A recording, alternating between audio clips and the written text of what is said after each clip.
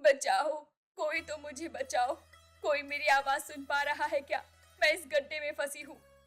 अरे, ये आवाज तो यहीं कहीं आसपास से आ रही है। लगता है कोई मुसीबत में है। भास्कर अब इधर उधर अपनी नजरें दौड़ाने लगता है।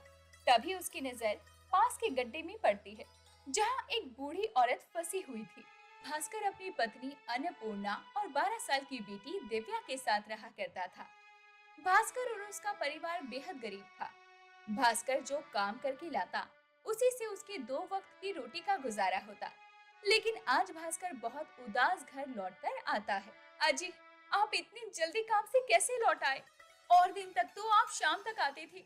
आपकी तबीयत तो ठीक है ना? हाँ अन्नपूर्णा, तबीयत तो ठीक है, लेकिन किस्मत खराब है। मुझे कुछ समझ नहीं आ रहा, क्या करूं। ऐसी बातें क्यों कर रहे हैं आप? कोई बात हुई है क्या? हाँ, आज सुबह शहर से कई सारे लोग आए थे। उन्होंने सरपंच जी के गोदाम में जांच पड़ताल की और उसके बाद गोदाम में ताला लगा दिया। वो लोग कह रहे थे कि सरपंच जी मिलावटी मसाला बेच रहे हैं। इसका मतलब कि आपका काम छूट गया। हे प्रभु, गांव के आधे लोग तो सरपंच जी के गोदाम में काम करके 2 वक्त की रोटी का गुजारा कर लेते थे। अब गोदाम ही बंद हो गया तो हम गरीबों का क्या होगा? यही सोच सोच कर मैं परेशान हो रहा हूँ। मुझे कुछ समझ नहीं आ रहा, लेकिन मुझे मेरे भोलेनाथ पर पूरा भरोसा है। वो सब ठीक करेंगे। अजी, आज घर में अन्न का एक दाना भी नहीं है।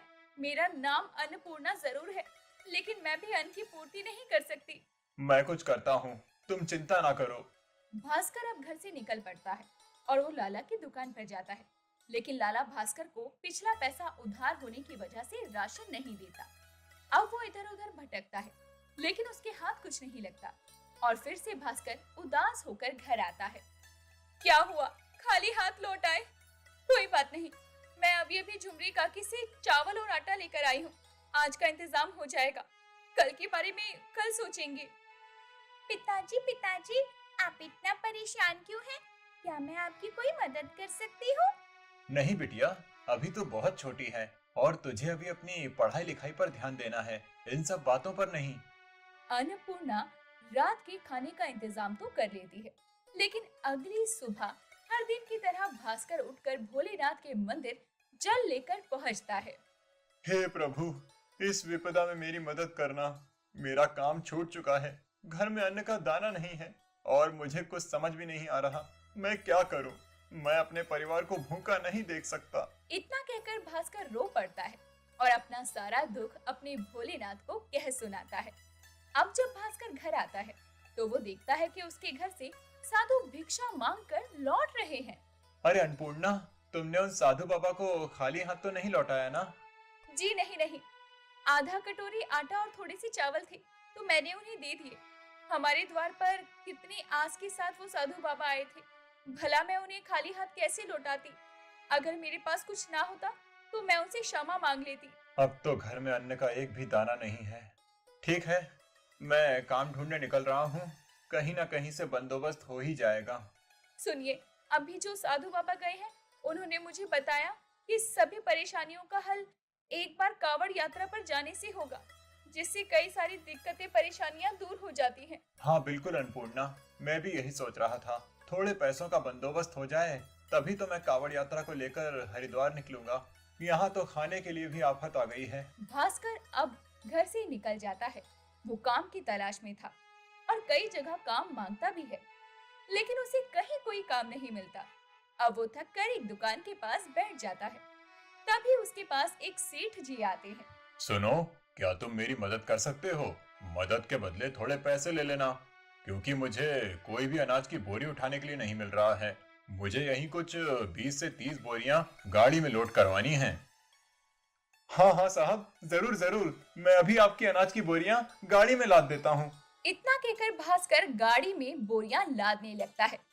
कुछ ही समय में अनाज की बोरियों को वो गाड़ी में लाद देता है।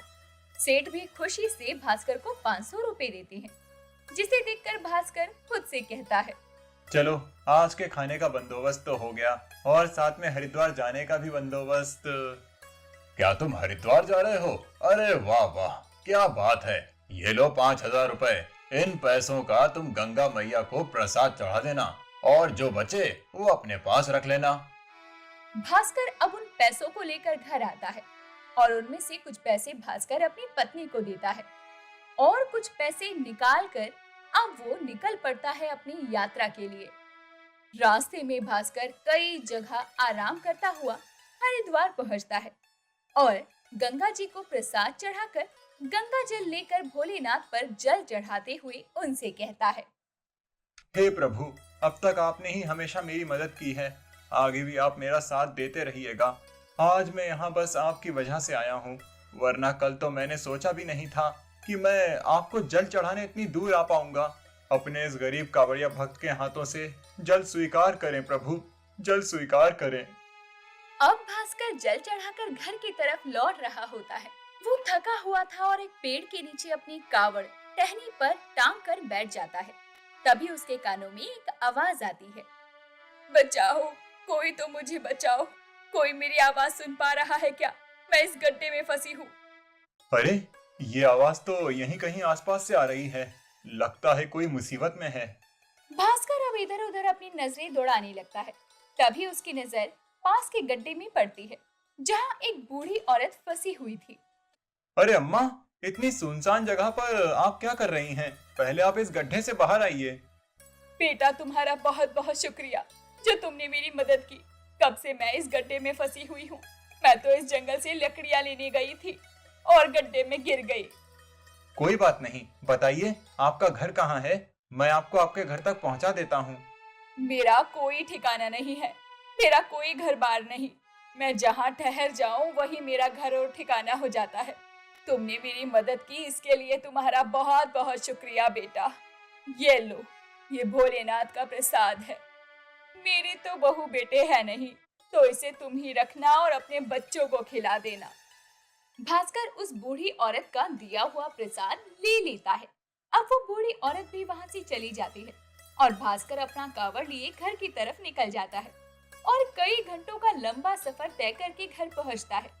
घर पहुंचने के बाद वो सबसे पहले सेठ जी के पास प्रसाद देने पहुंचता है, लेकिन उसे वहां पर कोई गोदाम नजर नहीं आता, जहां उसने कई दिनों पहले गाड़ी में अनाज की बोरियां ला दी थी। अरे, गोदाम तो यहीं था, लेकिन मुझे गोदाम कहीं आसपास नजर क्यों नहीं आ रहा?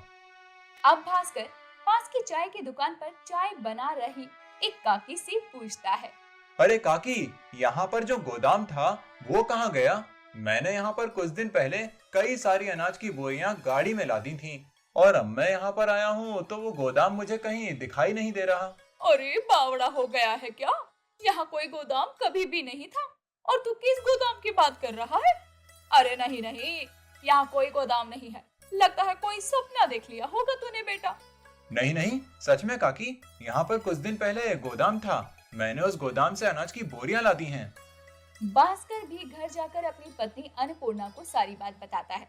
अन्नपूर्णा भी ये बातें बहुत अजीब है, इसी बात की हाँ में हाँ मिलाती है।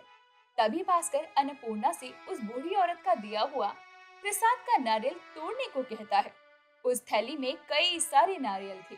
जब अन्नपूर्णा उस नारियल को तोड़ती है तो उसमें से पैसे, सोने चांदी के सिक्के मिलते हैं और ये देखकर अन्नपूर्णा और भास्कर दोनों ही हैरान रह जाते हैं।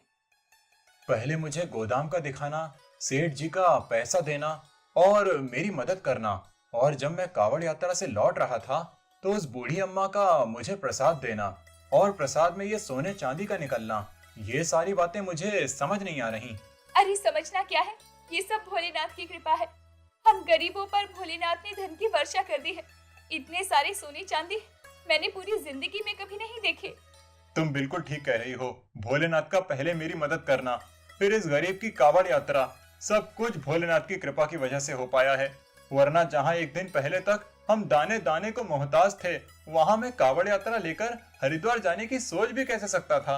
हे प्रभु, सच में आपने इस गरीब पर इतना बड़ा उपकार किया है। हाँ प्रभु, आपका हम किस तरह धन्यवाद करें हमें समझ नहीं आ रहा। सच में भोले तो भोले हैं, वो अपने भक्त को कभी भी कष्ट में नहीं देख सकते। गरीब भास्कर की कावड़ यात्रा वो कभी नहीं भूल पाता। जिस तरह से अनाज सेठ का मिलना, उसकी मदद करना और भास्कर की कावड़ यात्रा पर मिली उस बूढ़ी औरत का भास्कर को प्रसाद देना और प्रसाद में से सोने चांदी के सिक्के निकलना, ये सब भोले ने अपने भक्त पर प्यार ही तो बरसाया था।